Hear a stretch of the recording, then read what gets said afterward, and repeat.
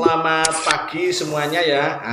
Hari ini kita bertemu lagi dengan saya Fandi Fitrianto Kurniawan SPDGR. Saya kebetulan seorang guru BK di SMK Negeri 1 Ngasem Kabupaten Kediri. Ya, hari ini saya akan mencoba mengerjakan tugas saya sebagai CGP, yaitu calon guru penggerak angkatan 7 tahun 2022 kemarin, ini berlangsung sampai tahun 2023, yaitu adalah saya akan mencoba mengerjakan yaitu koneksi antar materi di modul 2.3 ya. Semoga aja rekaman ini bisa bermanfaat dan bisa mendapatkan hasil yang optimal dari hasil pengumpulan tugas saya ya. Langsung saja ya. Ini yang pertama, bagaimana peran Anda sebagai seorang coach di sekolah dan keterkaitannya dengan materi sebelumnya di paket modul 2, yaitu pembelajaran berdiferensiasi dan pembelajaran emosional sosial emosi, PSE ya, pembelajaran sosial dan emosional ya. Langsung saja saya akan mencoba menjawab, yaitu bagaimana peran saya sebagai seorang coach di sekolah, yaitu gini. Jadi peran saya sebagai coach di sekolah yaitu adalah menstimulasi dan memberdayakan potensi-potensi yang ada di teman-teman saya, rekan-rekan kerja di sekolah dan siswa saya. Maksudnya seperti apa? Jadi coaching itu adalah tugasnya yaitu adalah menstimulasi dan memberdayakan potensi-potensi yang ada di sekolah. Contoh, ada siswa saya yang kemarin sudah saya rekam di YouTube ini ya.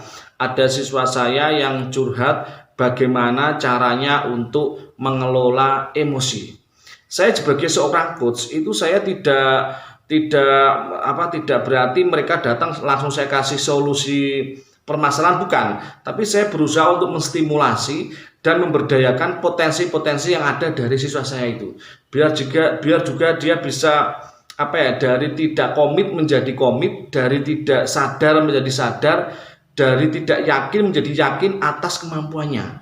Jadi mereka datang ke saya tidak memberikan solusi, bukan, tapi saya lebih ke memberikan stimulasi terhadap pemikiran-pemikiran mereka. Jadi yang akhirnya mereka bisa menemukan cara mereka sendiri, mereka menjadi mandiri dengan melakukan obrolan coaching dengan saya. Itu kalau tugas saya di sekolah. Itu kalau misalkan kondisi ada siswa yang datang ke saya di ruang BK. Tapi kalau misalkan siswa itu saya sedang melakukan layanan BK, sedang melakukan bimbingan klasikal, sedang melakukan pembelajaran di kelas, yaitu praktek coaching saya itu sama, yaitu adalah menstimulasi dan memberdayakan potensi-potensi siswa yang ada, supaya mereka itu dari tidak yakin terhadap potensinya menjadi yakin, dari tidak yakin terhadap kepercayaan dirinya menjadi yakin. Contoh, misalkan dalam suatu pembelajaran di kelas itu kita bentuk dalam suatu kelompok. Dikelompok-kelompokkan dalam satu kelas, misalkan ada 30 siswa, kita bagi ya, ada beberapa kelompok, di setiap kelompok kita kasih suatu materi BK atau layan BK. Misalkan contohnya akibat pergaulan bebas, akibat penyalahgunaan narkoba, akibat atau misalkan manajemen emosi marah, manajemen stres. Setiap kelompok kita kasih marah. Kemudian kita suruh mereka untuk membuat suatu makalah dengan menggunakan media apapun yang mereka sukai. Ya kan? Misalkan sumber belajar apapun bisa mereka gunakan, bisa melalui buku, ya, internet, di Google, melalui HP mereka, laptop, silahkan. Saya sebagai seorang coach itu akan keliling di kelas itu. Dari setiap kelompok itu akan coba saya coaching mereka, saya yakinkan mereka bahwa itu mereka bisa membuat makalah sendiri tanpa bantuan orang lain, dengan mengandalkan menstimulasi, memberdayakan potensi-potensi di setiap siswa. Nah, di dalamnya juga nanti akan terjadi unsur kerjasama. Itu kalau misalkan di kelas, saya akan keliling di kelas, akan saya berikan apa itu kalimat-kalimat ataupun pertanyaan-pertanyaan yang berbobot supaya mereka bisa mengerti bagaimana cara membuat makalah. Tidak langsung saya ajar tidak, tapi saya lebih ke menstimulasi dan memberdayakan kalau peran saya di siswa. Ya, dia keliling di kelompok-kelompok itu, saya tanya mereka kesulitannya di apa. Kemudian kan misalkan gini, ada siswa yang tanya, Pak, bagaimana caranya membuat makalah, sedangkan kami belum pernah membuat sama sekali. Nah, itulah pentingnya kita memanfaatkan berbagai sumber belajar. Yang sumber belajar itu sekarang tidak hanya bersumber pada guru, tetapi dengan banyak hal yang penting positif. Bisa melalui internet, tapi internet positif, cari. Saya cari, misalkan gini, saya akan memberikan pertanyaan atau kalimat-kalimat untuk menstimulasi mereka. Coba kira-kira di kelompok ini yang misalkan bawa HP yang ada koneksi internetnya, apakah di internet itu tidak ada contoh makalah? Nah, pasti mereka jawab, kemungkinan ada, Pak. Ya, coba dicek di internet. Itu adalah salah satu teknik bagaimana kita memberikan pertanyaan-pertanyaan bobot untuk coaching mereka. Nah, bagaimana membuat daftar pustaka, bagaimana membuat definisi-definisinya. Nah, itu salah satu praktik coaching yang saya laksanakan di kelas. Saya lebih menonjolkan, menstimulasi dan memberdayakan itu.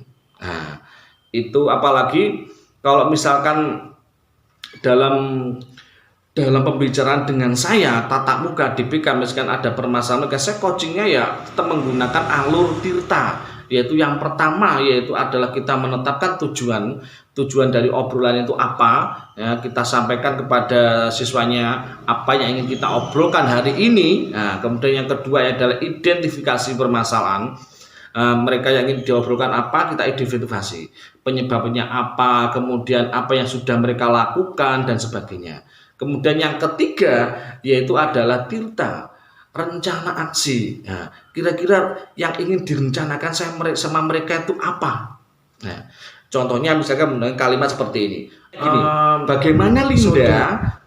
Apa sih Lin yang kira-kira yang belum kamu laksanakan rencana itu, dan kira-kira ada keinginan untuk merencanakan suatu permasalahan atau rancangan aksi yang kira-kira belum kau laksanakan apa? Bisa seperti itu.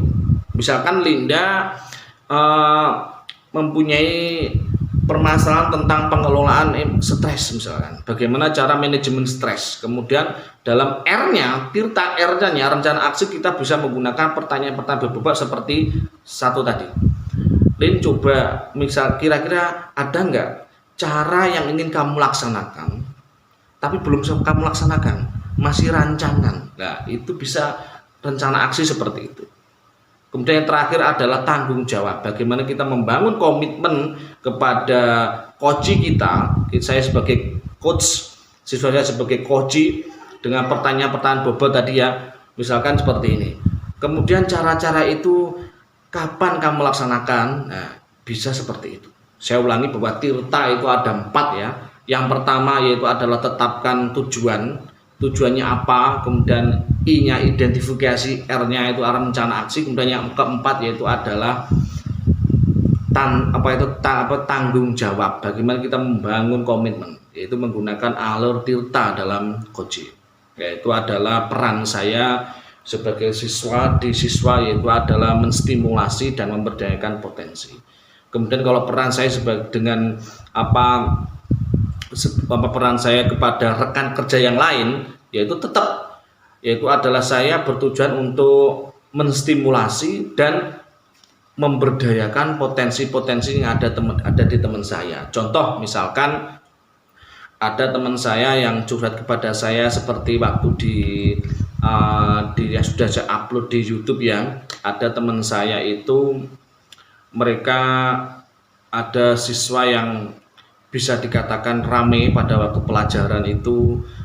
Bagaimana saya melakukan coaching dengan beliaunya, saya tetap menggunakan alur tirta. Bagaimana saya menstimulasi menstimulasi dan memberdayakan potensi-potensi, akhirnya gurunya dari tidak yakin bisa melaksanakan menjadi yakin. Jadi dari tidak komit bisa melaksanakan cara-cara untuk membuat siswanya menjadi aktif belajar, tidak bolos lagi, ya, menjadi yakin dan menjadi komit dengan rencana itu.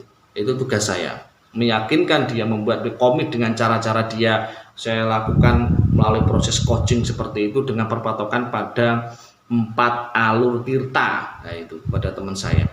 Kemudian kan misalkan dikaitkan dengan supervisi akademik, ya, itu sudah saya bicarakan dengan Bapak Kepala Sekolah bahwa untuk melakukan supervisi akademik berpacu atau berpatokan pada coaching itu bisa menggunakan 4 alur, yaitu adalah tujuan, identifikasi, rencana aksi, kemudian tanggung jawab bisa dilaksanakan. Dan beliaunya juga bisa nerima itu, bisa dilaksanakan dengan saya, dengan peran saya di sekolah itu lebih mengoptimalkan, menstimulasi dan memberdayakan potensi-potensi yang ada di sekolah. Itu peran saya di sekolah. Kemudian apa sih keterkaitan dengan materi sebelumnya di modul 2? Kita tahu bahwa modul 2 itu ada 3 sub. Yang pertama itu pembelajaran berdiferensiasi.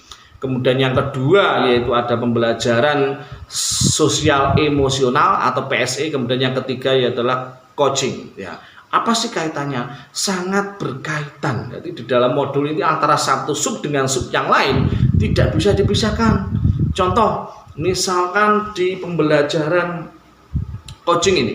Di coaching ini dalam satu kelas saya berusaha menerapkan pembelajaran tadi, ya, pembelajaran berdiferensiasi.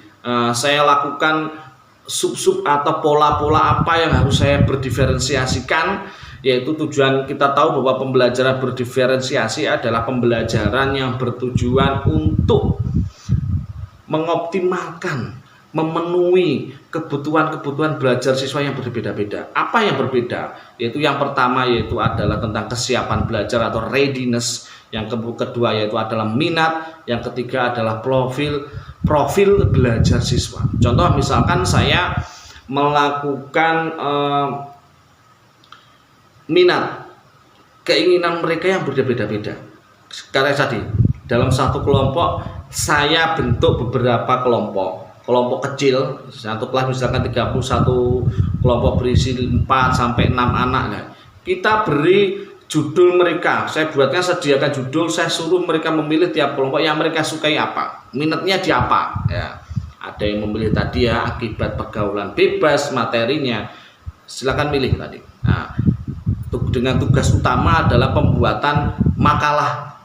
Nah, di dalam pembuatan makalah sendiri mereka juga akan saya bebaskan untuk memilih sumber-sumber belajar apa yang mereka inginkan, seperti bisa menggunakan HP, laptop, internet, atau mungkin bisa melalui sedikit tambahan materi dari saya, itu bisa. Nah, waktu pembelajaran di berdiferensiasi itu terjadilah proses coaching yang saya jelaskan di awal. Saya akan menstimulasi mereka, saya akan memberdayakan mereka, potensi-potensi mereka. Misalkan ada yang waktu saya kan itu di kelasan itu saya keliling, di dalam kelas itu saya keliling, di perkelompok ada yang mengeluh kesulitannya. Pak, saya itu kesulitan, saya itu tidak yakin Pak bisa membuat makalah ini. Nah, saya cek dulu, saya menggunakan alur tirta. Saya tanya itu, kira-kira apa yang membuat kamu tidak yakin? Gini Pak, saya itu kesulitan mengoperasikan, membuat makalah-makalah itu bagaimana, saya sendiri nggak bisa buat. Dan saya kembalikan lagi dengan pertanyaan-pertanyaan coaching itu, seperti menggunakan pertanyaan-pertanyaan bobot, menggunakan identifikasi masalah I-nya itu, ya. Nah, coba kamu bilang tidak yakin bisa membuat makalah, sedangkan coba diingat, apakah di internet itu tidak ada contoh pembuatan makalah? Nah, dari situ dia akan mulai berpikir, oh iya Pak ya, di internet pasti banyak, di YouTube banyak, di Google banyak. Nah, terus kemudian dengan kamu mengerti, kamu merasa tahu ya, atau mungkin kamu ada keyakinan kalau di internet ada, terus tindak kamu bagaimana? Ya itu Pak, saya akan berusaha mencari contoh di internet. Nah, seperti itulah contoh bukti nyata dari coaching. Kaitannya di situ. Itu kalau misalkan kita kaitkan dalam pembelajaran berdiferensiasi. Ada coaching di dalam kelas. Nah, itu. Kemudian yang kaitannya dengan pembelajaran sosial emosional, ya, saya jelaskan dulu ya biar paham bahwa pembelajaran sosial emosional itu adalah pembelajaran berkolaborasi antara semua stakeholder yang ada di sekolah, yaitu adalah antara guru, siswa, ya, pendidik dan tenaga kependidikan. Ya, dalam pembelajaran sosial emosional ini yang bertujuan untuk membelajarkan, mengembangkan 5 kompetensi, yaitu yang pertama yaitu adalah kesadaran diri, yang kedua yaitu adalah manajemen diri, yang ketiga yaitu kesadaran sosial, yang keempat itu adalah keterampilan berrelasi, yang kelima yaitu adalah pengambilan keputusan yang bertanggung jawab. Kemudian dalam 5 kompetensi ini diukur dalam 4 indikator, yaitu yang pertama yaitu adalah pengajaran eksplisit, yang kedua yaitu integrasi kompetensi sosial emosional di dalam praktek mengajar guru dan kurikulum akademik.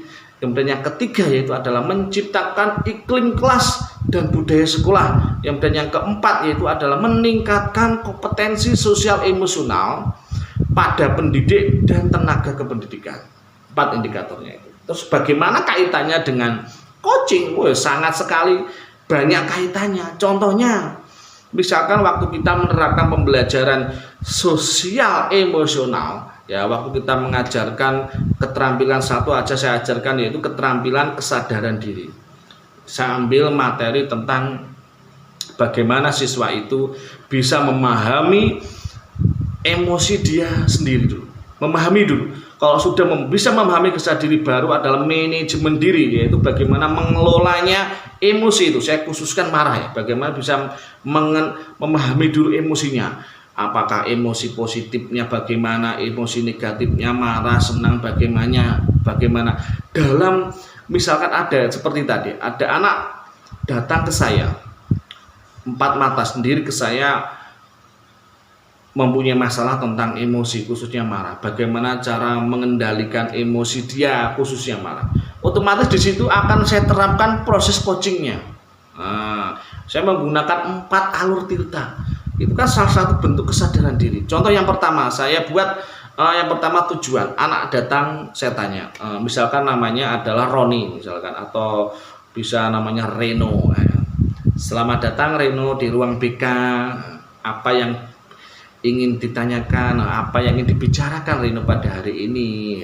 Iya Pak, saya ingin bicara bagaimana cara mengelola emosi. Ya, baik, saya jawab kemudian. Oke, kita bicara mengenai bagaimana cara mengelola emosi. Nah, di dalam setelah saya menanyakan T-nya, tujuannya, otomatis kan saya beralih ke identifikasi. Identifikasi itu masuk dalam kesadaran diri, bagaimana dia bisa memahami diri mereka sendiri. Saya menggunakan pertanyaan-pertanyaan atau kalimat-kalimat yang berbobot untuk menstimulasi dan memberdayakan potensi-potensi si Reno ini. Contoh, tadi sudah datang, sudah tanya tujuan, kemudian saya tanya kemudian yang dia inginkan apa dari obrolan ini, kemudian saya melakukan identifikasi. Baik Rono, sebelum Reno berbicara tentang mengelola emosi, baiknya yaitu adalah untuk memahami dulu, memahami emosi kita itu bagaimana, yaitu dalam bentuk kesadaran diri berupa manajemen atau memahami emosi kita. Nah, Reno, saya ingin tahu Bapak, Reno itu waktu senang dalam kondisi bagaimana, kegiatan apa yang bisa membuat Reno bahagia, kondisi apa atau kegiatan apa yang bisa membuat Reno itu marah. Nah, setelah dia sudah bisa menjelaskan semuanya ya, dengan pertanyaan-pertanyaan saya bukan alur tirta tadi ya, nah, itu kan termasuk kesadaran diri plus di dalamnya ada manajemen diri yang masuk dalam pembelajaran sosial emosional dikaitkan dalam coaching. Itu udah sangat keterkaitan. Selanjutnya, nah, setelah tadi Reno tadi bisa menjelaskan kegiatan apa saja yang membuat dia marah, membuat dia senang, kondisi. Dari situ kita akan berusaha untuk melaksanakan, yaitu adalah terus identifikasi ya, mengelola emosi dengan pertanyaan-pertanyaan. Reno waktu sedang senang itu reaksinya bagaimana? Reaksi tubuh atau reaksi kegiatan yang dilaksanakan Reno bagaimana? Contoh, ya Pak, saya kalau senang saya tertawa terbahak, lompat-lompat misalkan, senang gitu ya. Kalau sedih saya biasanya misalkan di pojokan Pak, di kamar menyendiri ya. Kalau marah itu biasanya saya miso-miso Pak, mohon maaf, misalkan dia bilang gitu ya, misalkan namanya juga anak belum labil ya, kita berusaha untuk coaching mereka, kita arahkan ke yang lebih baik melalui coaching ini yang di dalamnya ada pembelajaran sosial emosional. Di dalamnya itu juga ada pengambilan keputusan juga, pengambilan keputusan yang tepat, rencana-rencana yang dipilih itu apa paling tepat, terkait semua itu. Kompetensi pembelajaran sosial emosional dalam coaching ini. Nah, setelah itu, kita tahu reaksi dia. Nah, setelah reaksi dia, saya tanya lagi melalui identifikasi 4 irta tadi ya. Kira-kira Roni, kalau kamu sedang marah, kira-kira biasanya kamu kan pasti seseorang ada yang meluapkan emosi negatif, sudah Roni sebutkan. Lah, saya ingin tanya, rencana apa, kegiatan apa yang sudah Roni lakukan untuk meredam emosi marahnya Roni itu apa ya? Iya Pak, biasanya saya kalau marah ya diam Pak, pergi itu. Oh gitu aja Roni. Ya udah ketemu kan, nah, misalkan itu. Kemudian saya tanya lagi, saya menggunakan rencana aksi, ini masuk R ya, ini agak cepat ya, ini hanya gambaran bagaimana kaitannya. Berarti kaitannya itu sangat berkaitan kalau ditanya antara coaching ini dengan pembelajaran sosial emosional. Nah itu. Saya tanya lagi, masuk ke R-nya ya, rencana aksi. Baik Roni, Roni sudah luar biasa bisa menyebutkan reaksinya bagaimana, sudah dilakukan ini. Saya tanya lagi Roni ya, ada nggak keinginan atau rencana lain yang belum dilaksanakan Roni, tapi ada keinginan untuk melaksanakan itu, untuk meredam emosi? Ada Pak, apa coba Pak? Itu Pak, kebetulan saya kan Islam Pak, saya baca Al-Quran Pak, doa, kemudian habis itu mandi Pak, habis itu ya saya melakukan hal-hal positif. Nah, kan udah banyak ketemuan itu, kita bisa menstimulasi emosi. Jadi tidak ada tambah dari baca Al-Quran, mandi, melakukan hal-hal positif 3, dia mungkin udah 3 itu. Nah saya tanya lagi itu, ada komitmen ya, di K masuk ya, di apa itu di akhir tanggung jawab ini ya. Yang terakhir alurnya ini 4 tirta tadi. Ya udah, dari 3 itu mana yang kira-kira yang bisa dilaksanakan dulu atau yang paling mungkin dilaksanakan? Ya 3 semuanya bisa laksanakan Pak, bagus sekali. Lah itu salah satu contoh keterkaitan antara materi coaching ya, supervisi akademik ini di pembelajaran sosial emosional. Nah itu.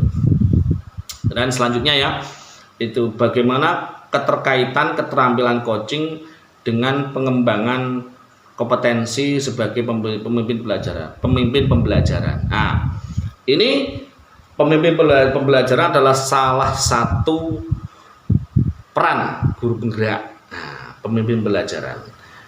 Keterkaitannya bagaimana? Keterkaitannya sangat terkait. Nah, apa yang terkait baru saya jelaskan. Nah, baik, jangan dulu mengenai pemimpin pembelajaran.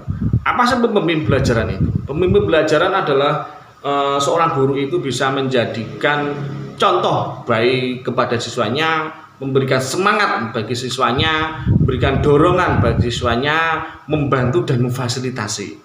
Seperti refleksi pemikiran-pemikiran Ki Hajar Dewantara, yaitu adalah menuntun, kemudian menghamba kepada siswa, ing ngarsa sung tulodo, ing madya mangun karso, tutwuri handayani. Nah ini ada beberapa di dalamnya yang merupakan wujud dari seorang sebagai pemimpin pembelajaran. Terus bagaimana kaitannya sebagai seorang coaching? Ya, seorang guru yang melakukan coaching itu sudah dinamakan menuntun, among. Ya, prinsip menuntun AMONG yaitu adalah membantu dan memfasilitasi siswa yang sedang punya masalah atau ingin mengembangkan kompetensinya dengan kita menstimulasi dan memberdayakan potensinya itu. Ini sudah masuk sebagai guru, sebagai pemimpin pembelajaran. Itu satu ya kaitannya AMONG tadi. Kemudian waktu di kelas, ya seorang guru bersikap yang baik, berpakaian yang rapi, ya kan, itu kan termasuk ingat sosong tulodo, memberikan contoh yang baik, bicara yang halus, memberikan contoh yang baik, itu masuk apa itu ingat sosong tulodo. Waktu dia berjalan di kelas, waktu saya tadi berjalan di kelompok-kelompok, memberikan bahasa yang humanis, yang santun, ya, memberikan contoh yang baik. Di awal kan saya memberikan gambaran-gambaran, berikan masukan, motivasi, itu masuk dalam ingat sosong tulodo, memberikan contoh yang baik di dalam proses coaching. Nah, waktu saya melakukan proses coaching 4 mata pun di ruang BK, itu juga termasuk ingat sosong tulodo. Bagaimana saya memberikan contoh kepada si anak itu atau si teman, mohon maaf atau teman saya, rekan kerja itu, saya memberikan contoh bagaimana saya peduli membantu antar teman, antar siswa, itu kan berikan contoh. Kemudian dalam proses coaching itu saya mengucapkan kata-kata, wah bagus, luar biasa sekali, si Reno pintar, misalkan teman saya yang konseling kemarin di YouTube bisa dilihat ya, misalkan Bu Yuni luar biasa, itu kan termasuk ing madya mangun karso, memberikan semangat kepada siswa saya, teman-teman rekan kerja sejawat. Nah, kemudian saya juga melakukan tuturi handayani, itu memberikan dorongan. Nah, dengan ucapan-ucapan contohnya seperti ini. Yang akhir, kapan itu dilaksanakan? Itu kan dorongan. Kemudian saya tanya lagi, apa kira-kira yang belum dilaksanakan dari cara itu, dari si Reno tadi, gabungkan 3 cara tadi kan, itu kan sudah termasuk tuturi handayani. Jadi kaitannya juga sampai pembelajaran seperti itu ya.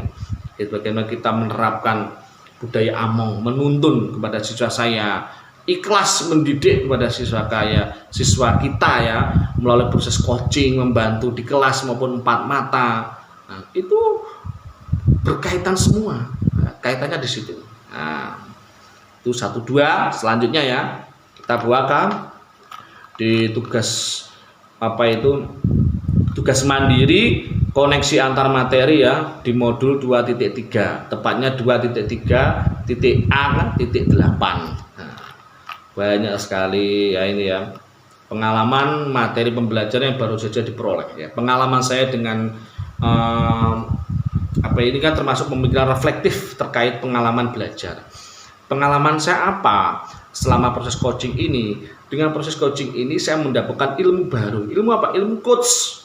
4 alur cerita tadi, yaitu adalah tetapkan tujuan, identifikasi, rencana aksi, kemudian adalah tanggung jawab. Ini kan hal baru dari pengalaman saya, bagaimana saya jadi bisa lebih memahami siswa dalam membantu mereka dalam belajar. Biasanya kan kalau ada orang datang, kebetulan saya guru BK, jadi kalau istilah seperti konseling, ambil mirip konseling, cuma kalau dalam konseling itu ada teknik-tekniknya, ada pendekatannya banyak sekali, seperti trade and vector, kemudian heuristik dan sebagainya banyak. Nah, ini coaching ini kan menggunakan 4 alur. Ini kan ilmu baru buat saya. Bagaimana saya membantu siswa saya dengan pembelajaran atau dengan perbincangan sekilas, tapi bisa menstimulasi dan memberdayakan siswa. Itu pengalaman belajar saya, luar biasa.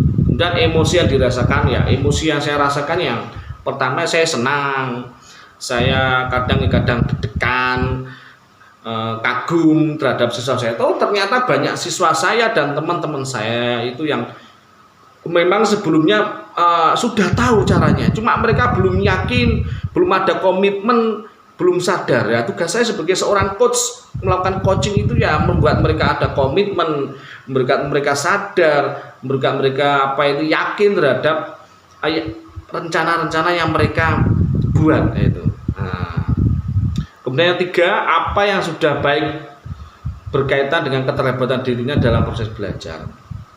yang sudah baik, yaitu adalah adanya rasa menuntun, adanya rasa ikhlas saya dalam melakukan proses belajar. Ya, keterlibatannya ya itu, saya terlibat langsung dalam proses coaching ini kepada siswa saya dengan rekan kerja saya, itu hal baiknya itu.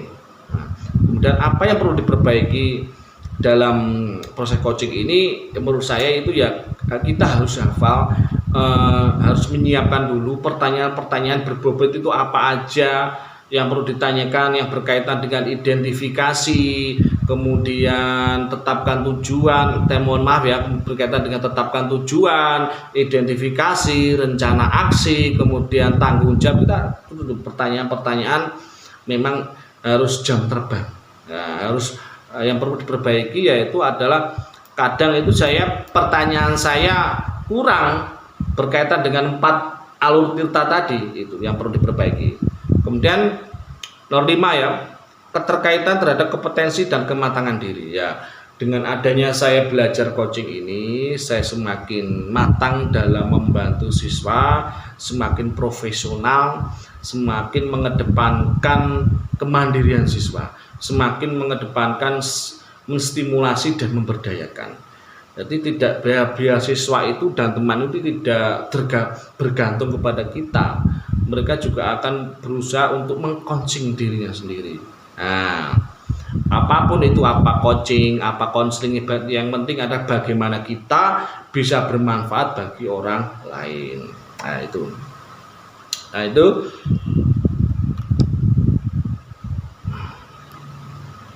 penerapan di masa depan, di masa lalu. Nah itu informasi yang didapat dari orang, dari bahan lain, konsep. Nah, kebetulan di sekolah saya itu ada 4 CGP, 2 PP. Nah, kita sering juga melakukan koordinasi sebagai suatu wujud menggerakkan komunitas praktisi di sekolah. Nah, itu yang sudah saya lakukan terkait dengan tugas yang ini ya, tugas koneksi antara materi 2.2 ya, itu yang bisa saya kerjakan Bapak Ibu pengajar praktik saya Bu Naning, kemudian Bapak fasilitator saya Bapak Abdu ya, ini atau mungkin panitia dari Pemprov, ini hasil kerja saya di koneksi antar materi ya. Semoga bisa bermanfaat dan bisa mendapatkan hasil yang optimal. Terima kasih dan sampai jumpa lagi. Assalamualaikum warahmatullahi wabarakatuh.